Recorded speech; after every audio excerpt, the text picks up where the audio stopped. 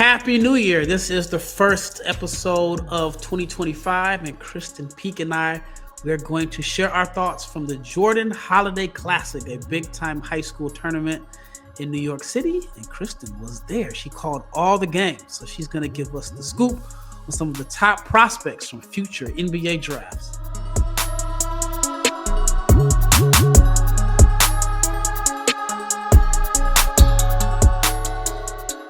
Big shout out to each and every person that has made the Locked On NBA Big Board podcast your first listen of the new year. So we are happy about that. And also your first listen of the day. And I want to thank each and every person that supported the podcast all in 2024. Appreciate each and every listen, the comments on the YouTube channel. And so really looking forward to 2025 as the plan is to be bigger and better. And also, I want to let you know about the Locked On newsletter. Your favorite Locked On podcast has a newsletter at lockedondaily.com. You can start your day with the free Locked On, whichever team you support, whether it's Lakers, Mavs, Bulls, Jazz, Magic, Cavs, Thunder. Those two teams need a lot more love as they have the best record in the NBA right now. But you can check it out at lockedondaily.com. Again, if you're not subscribed to the YouTube channel, please subscribe. Like, share, comment, click the bell so you can be notified every time we drop an episode. All right. It is January 1st, the first episode of the year. Kristen is back home from traveling, but I guess you got like a very small window. You were in New York last week. How was the Jordan Holiday Classic, and where does this rank for you as far as like events to cover?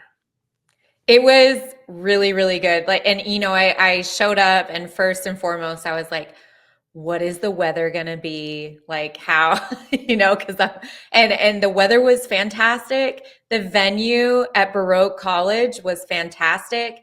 The gym was packed all 3 days. Like the second day for Long Island Lutheran versus Columbus, we saw 3 head coaches. Carmelo was there, even though Kiyan Anthony is still out with a minor injury that he suffered in the first game of the season. Carlos Boozer was there, obviously supporting his 2 sons, Cameron and Caden, and Jace Richardson, watching his son, Jax Richardson, who I think is the most improved player from last year to this year. And on top of that, we had several NBA scouts. We had executives there. So it was a really, really great event. It was the best way to bring out 2024 and enter a new year. And there were so many good games in the 3 days of basketball. Yeah, just from what I saw, I like the gym, how it had like a normal high school feel, but it had that New York energy in the crowd. So I imagine it was fun covering the games and just seeing like the high level prospects up close. Let's just start with the Boozer twins. We've talked about them at length the last few episodes that we've done. What were your thoughts on their performances? So here's the thing with the Boozer twins. So Christopher Columbus came up. They played 3 games in 3 days. And each day, the competition, the games got harder and harder. And so I asked Andrew Moran, I talked to Cece Boozer, the mom, I talked to Carlos, and I said, what were you guys thinking? You guys come up to New York. These games are televised. Like you're playing 3 games in 3 days. No other team did that. And Andrew Moran said, if we are going to make the trip, we want to play the best teams. We want to be able to get to a point where like when we go back into our state competition, we are set to go. And when I talked to Cece, she said, listen, because of Florida State rules, we are only allowed to play out of state twice in our regular season. So they came to New York, they played 3 games in 3 days, and then they're going to go to Hoop Hall, the Hoop Hall Classic, and they're going to play 2 games there. And, it was unfortunate for the Boozers and for Christopher Columbus because they went 1-2. They beat Bullis very easily. Cameron and Caden were great. Caden had 13 and 10 assists, and Cameron was the MVP of the game. Then they play Lehigh, and it was just, the second half surge from the Mingo Brothers, who we'll talk about. They had 45 points combined.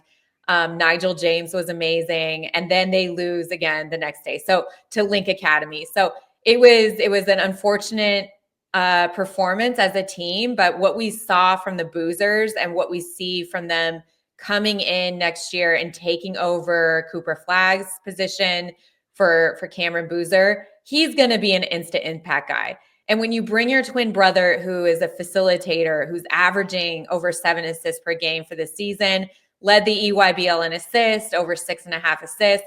Like these two are instant impact players at the college level, and Cameron's going to be a top 3 player come draft in 2026.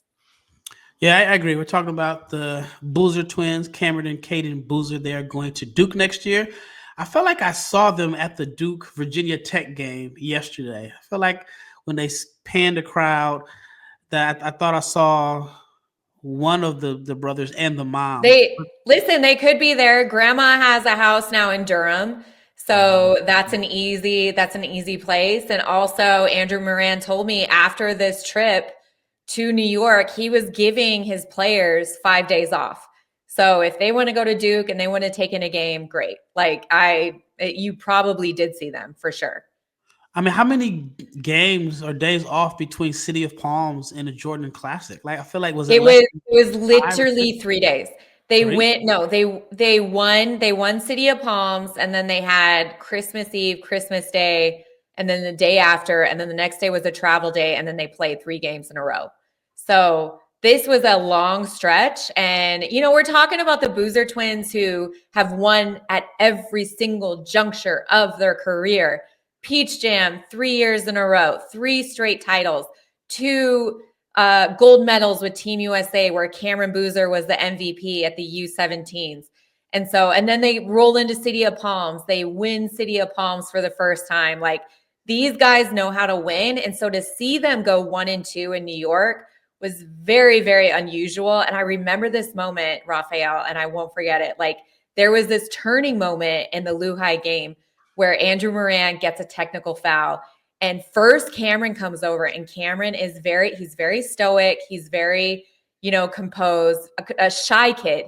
And he comes over and he's yelling at Andrew Moran right in front of us, right in front of me and Adam Finkelstein, who are calling the games. And he's like, dude, shut the F up. We can figure this out. And then Caden comes over and he's like, we got this. We got this. And they are yelling at their coach to not, get a technical foul so they can figure it out on the court. And that just goes to show the leadership that they have, but also like just the how long they've been with Andrew Moran and how long he's been a coach, and just the relationship that the 3 of them have throughout the career, for them to feel like they can come over and tell the coach, shut the F up. Like, we got this. I have never seen Cameron Boozer do that in my life.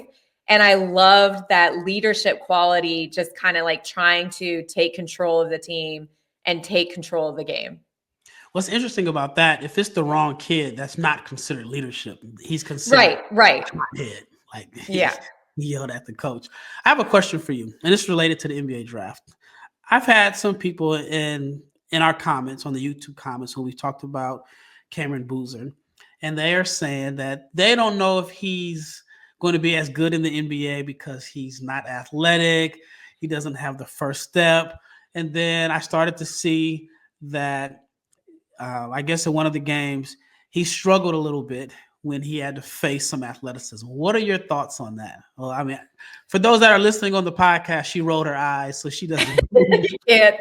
Listen, for as much as I've seen Cameron Boozer, for as many times as I've seen him play, you too, Rafael, this kid is a winner. Like, when his brother twisted his ankle against the Lehigh game, and then he came against Link, he had 21 points in the first half. He put that team on his back, and they were winning the game. If it wasn't for Amare Bynum and his crazy shooting performance, 5 for 6 from 3, 22 points, Columbus would have won that game. Cameron Boozer is a winner. He wins at every juncture. And I don't care if he's not AJ DeBonsa or Darren Peterson, the one that can turn a game around and put the game on his back and make things happen. He is a winner. And the athleticism, the dude is guarding positions 1 through 5. He was guarding the point off the switch every single juncture and moving his feet and keeping them in front at 6'9". I don't want to hear about his athleticism. He's fine. He gets that thing in his eye when he wants to get downhill, and he goes.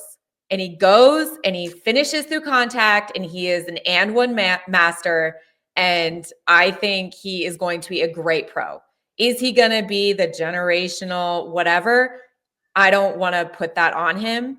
But when we're looking at that class, the 26 class, AJ, Darren, Cameron, I'll take any three of them.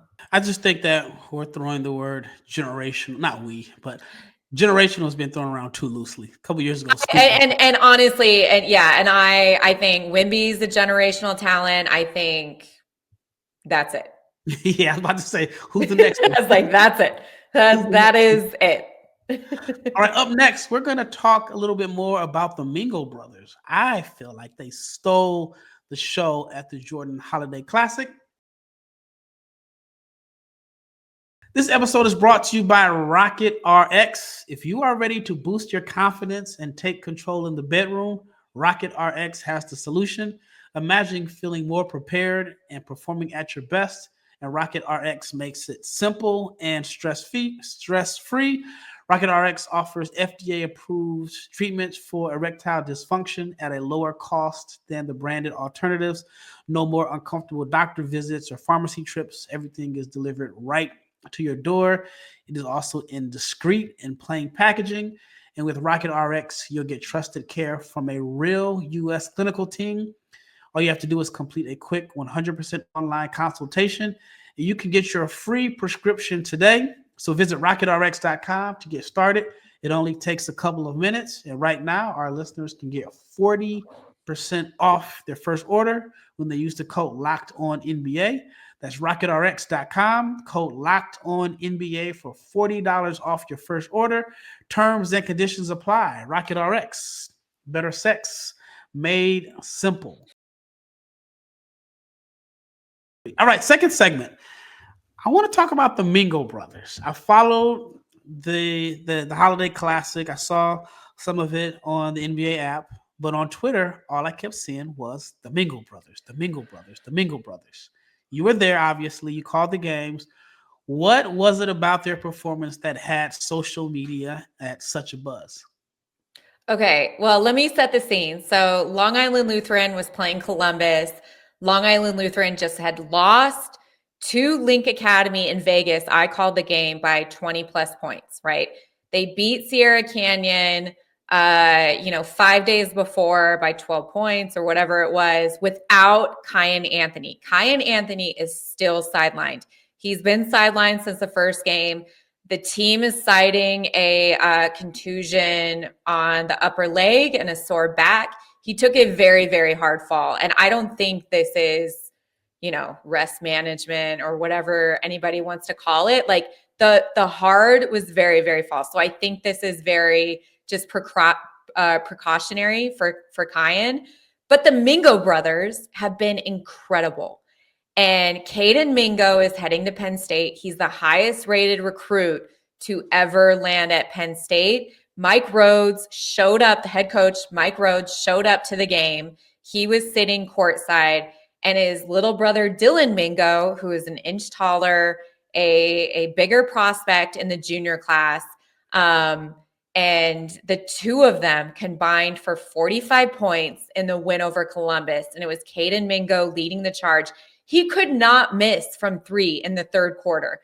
Like they were down in the first. We all thought it was over. We were all like, okay, this is going to be another Columbus runaway, like we saw with Bolus against Eric Ryba, the UConn commit the night before. But they came back. Lehigh came back, and it was all because of Caden and Dylan Mingo. And kudos to them. Like we've seen them do the same thing for the EYBL circuit on PSA Cardinals. Shout out to Munch Williams, the program director there. But they are just so good. And Lehigh starts 3 point guards. They start Caden Mingo, they start Dylan Mingo, and they start Nigel James, who's going to Marquette, who, by the way, Shaka Smart was there to see the game as well. The way they space the floor, opens up everything. And the shots that Caden especially was getting was unbelievable. And at the end of the game, the MVP honors, they couldn't figure out which brother to give it to. So they just gave it to them both. They got co-MVPs for that game, and rightfully so. Like they were incredible this weekend. I mean, that has to be a special moment to share the MVP award with your brother. And what would you say is like the greatest asset or the skill set that they bring to the table? I think for both of them, especially Caden going into college and what we're going to see from him from Penn State, it's his shot creation off the dribble and reading the defense off the pick and roll. Anytime Caden Boozer, who was on him the majority of the time, or Jackson Robinson or Jackson Richardson was on him. Anytime they slipped, he was letting it go right away. And that is a skill set that you need not only in the college space, but also the NBA. And so he was dynamic in reading off the pick and roll. But then Nigel James, he's the fastest point guard on the court, on any court. So anytime he got downhill, that collapsed the defense, and that allowed open shots for both of them, for both Dylan and for Caden. Caden more the three-point shot, Dylan more the mid-range. And that was the bread and butter in the second half for that Lehigh team, just having three-point guards just pick apart this Columbus defense. All right, let's talk about Jax Richardson. Before we get into Jax, have you been impressed with his brother Jace's performance? Yes. Absolutely. There are flashes of that Michigan State team where Jace Richardson is the best player on the court. His passing, the way he sees everything in transition, his defensive versatility.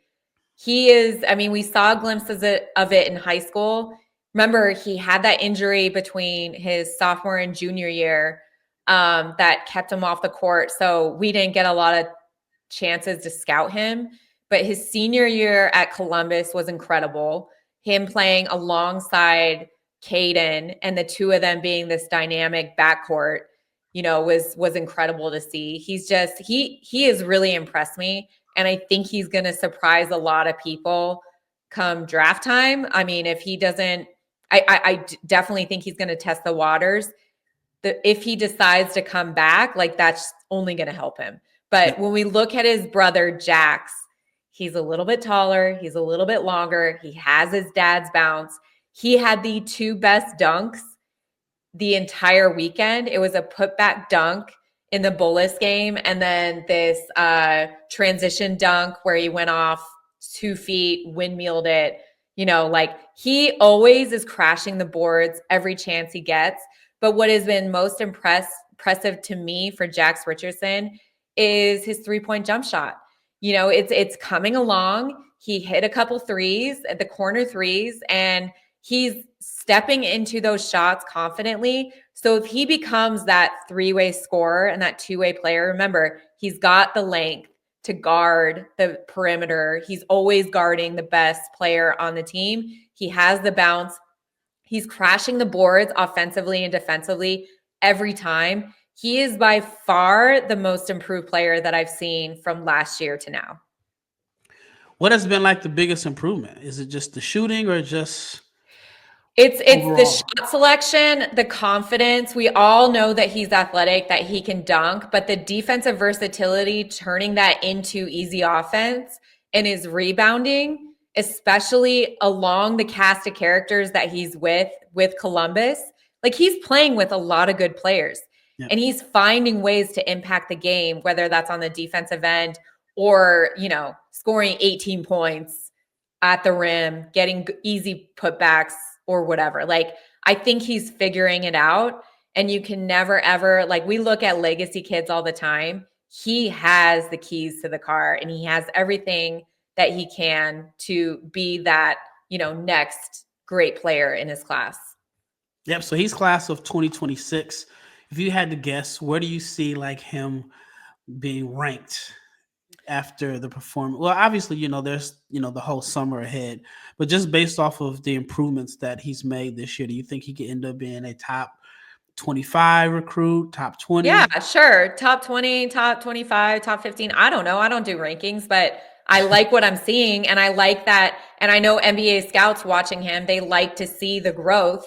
That's what they're doing. They're monitoring these kids from year to year and seeing how they're growing each year. And Jax Richardson has made a major jump this year in terms of development. How much has he grown? Because I've seen him listed at 6'6". Do you think that's fair? You think he's bigger? I don't know, 6'5" ish. Like, I Yeah. don't know.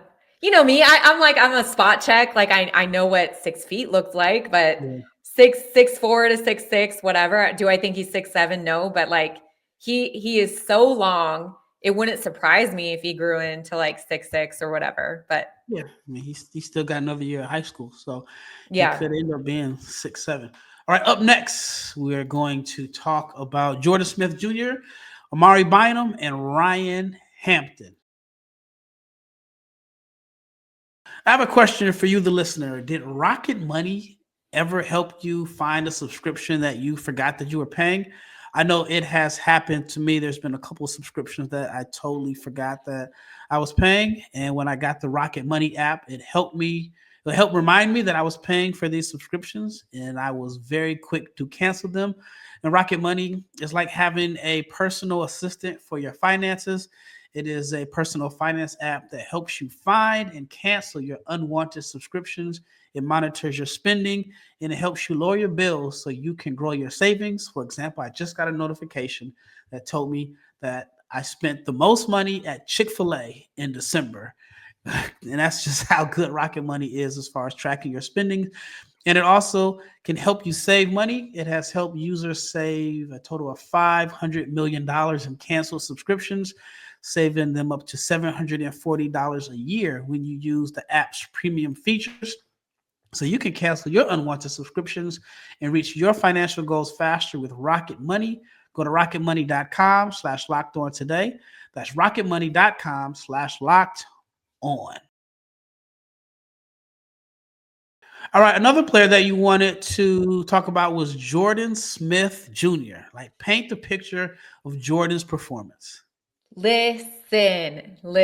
Jordan Smith Jr., he's a junior guard. He is a complete unit. He plays for PVI. And when I tell you, like, this PVI team lost 4 seniors last year, and Jordan Smith Jr. has come in and just has been the complete leader. He had 18 points, 5 rebounds, 3 assists in their win. And it just looked like it was easy. He could get downhill whenever he wanted. What was so impressive was his 3-point jump shooting off the PNR. And like this, I'm not lying when I say this. And I'm only saying this. This is not a direct comparison, but I'm only saying this because I saw the same simplicity to their game when I saw this player in high school. But the way that he is choosing to get to his spots and everything that's coming to him, it is very reminiscent of Anthony Edwards in high school. Just his size, his stature, the fact that he's only a junior and he's able to do whatever he wants. Like, I love Jordan Smith Jr. so much. And when we got a chance to talk to him after the game, he was just like, we're here to prove people wrong. And I'm like, what people? You're PVI. Like, you guys run the DMV. Like, I don't understand. But in his mind, he's like, that is his dog mentality. Like, he's just always out there to prove people wrong and to put on a show. And that's exactly what he did. I love Jordan Smith Jr. And if you're looking at a prospect to watch from the junior class and what they're going to be, not only next year, but where they go in college, he is one to watch. So that is a name for the 2027 NBA draft. Yes. It sounds so far I know, ahead. but it's right around the corner. It's right around the corner. Did you see that post that said that 2050 is closer? We're closer to 2050 than we are 2000. That was kind of scary.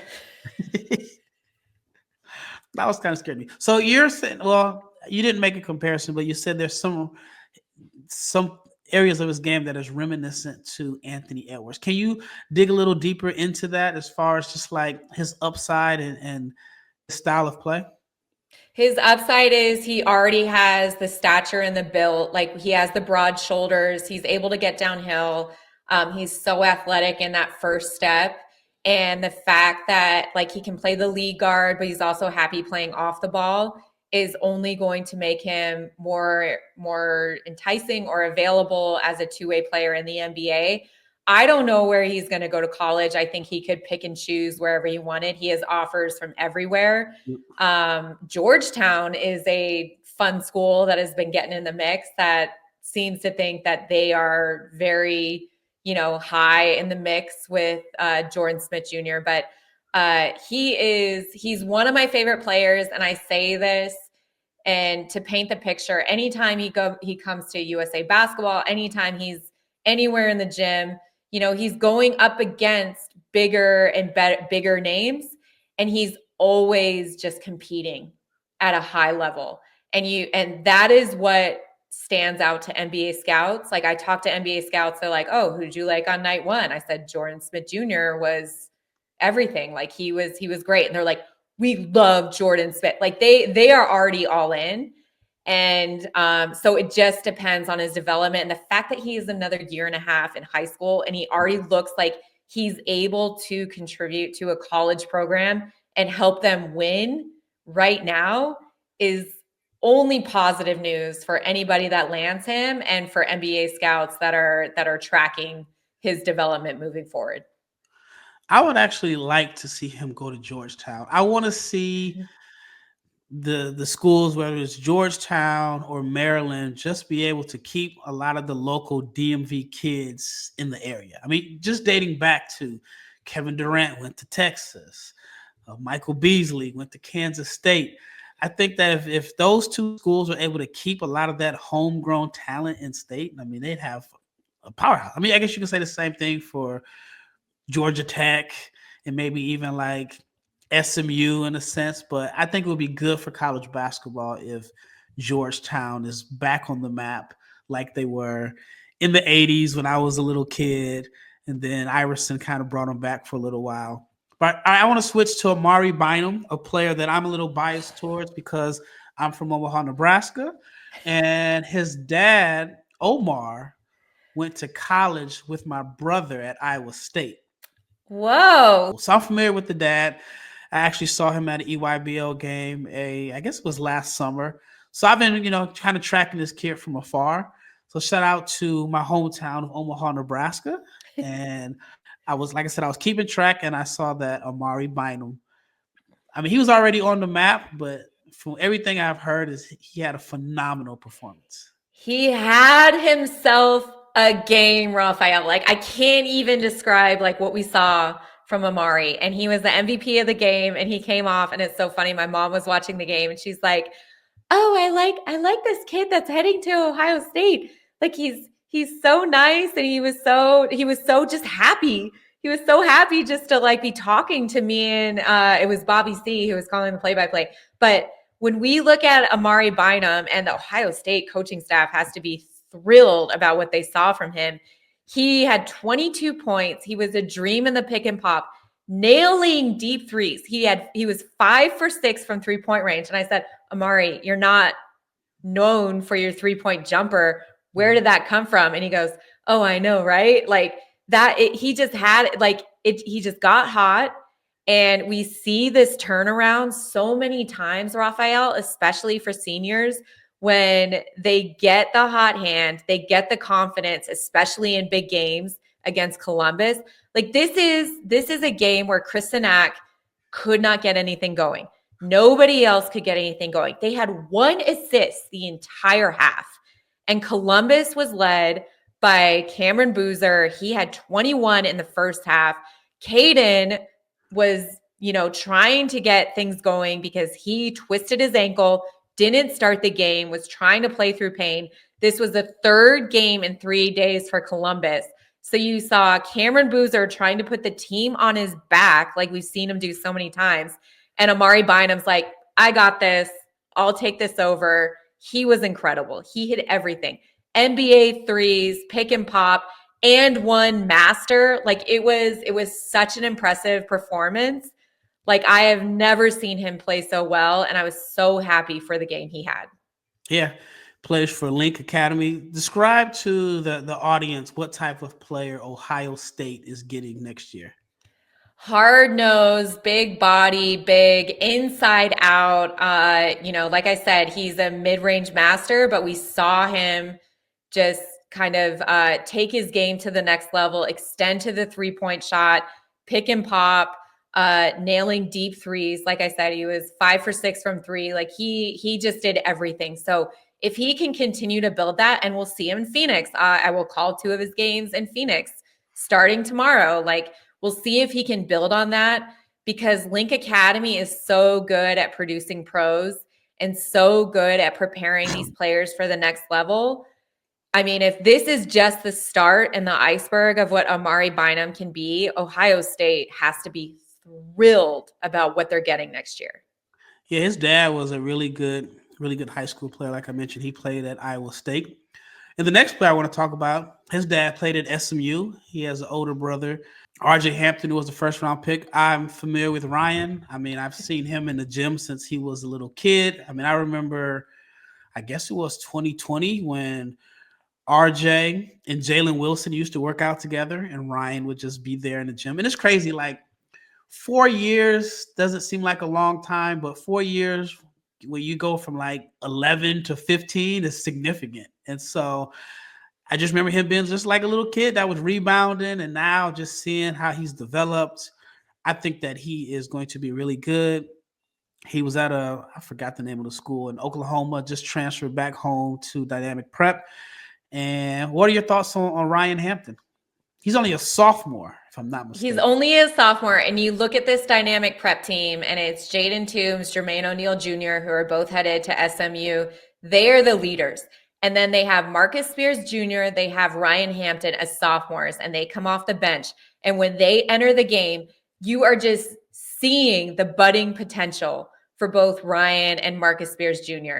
And for Ryan specifically, he's so long, and he kind of has that like the play style of his brother, but he plays off the ball. And when he elevates for a jump shot, it's almost unguardable. Like he's so long, and he just gets up and he just floats. And his touch in the mid-range is so good. And what was most impressive, he had 14 points in their win at the last game, and it was all in the second half. And Jaden Toombs sat the fourth quarter, and Ryan Hampton came in, and Jaden Toombs never came back in the game because Ryan was playing so good against this. It was the Woodmere team, who is very well coached. Tiny Morton, very, very good team. And Ryan was just amazing in terms of his shot selection, the way he got up and down in transition, the way he was guarding the perimeter. So when you look at a sophomore with his length and athleticism, and his dad told me, we came to Dynamic Prep because we want tougher competition, not only game in and game out, but also in practice. And so that's only going to help Ryan Hampton, because we remember RJ, he was a 5-star prospect. He had, he was going to go to Kansas, Texas Tech, but then he decided to reclass and go over to Australia in the NBL, play for the NZ Breakers, and then he was a first-round draft pick. And Ryan was there every step of the way. I went over to New Zealand to see RJ play against LaMelo Ball. Ryan was there. So Ryan knows this entire process. He understands what works and what doesn't, and he's only using that to his advantage. So to see him do so well as a sophomore was really, really exciting for me to see. I told his parents, I was like, I feel like a proud auntie, like interviewing Ryan, because I've known him for so long, and to see him play so well. So yeah, he was amazing in the last game for the Jordan Holiday Classic. What's crazy was I was at that game, the one in New Zealand. You were there? How did I not see you? It was me. It was there was an executive from the Cavaliers and one from the Orlando Magic, and the three of us. How did I not know this? I was there too. Well, I was waiting in will call, and I could not get in touch with Rod. And so I ended up having to pay for my ticket. And I guess the tickets that he had, he gave to some of the scouts and maybe you. So I ended up paying for my own ticket. But I had came from China. And long story short, I was staying in China at that time. And I pride myself on like geography. And I had no idea how far Australia was, even from China. And it took 10 hours. It was longer than that. It took me, it was just as long as me coming back to the States. And so I had booked a trip where I was like, I'm gonna watch the game and I'm gonna come back. I spent more time getting there than watching the game. But it was a great experience for me to say that I've been able to watch basketball on, I guess it's 5 continents now. I was there. I didn't see you there. I was in the corner with my video camera shooting highlights. I was in the corner too. Well, that wraps up this episode of the Locked On NBA Big Board podcast. Hopefully everyone has had a great start to their new year. Again, check out the Locked On newsletter at lockedondaily.com. Stick with us because 2025 is going to be bigger and better than ever. Once again, it's Rafael and Krysten Peek, and we are out of here.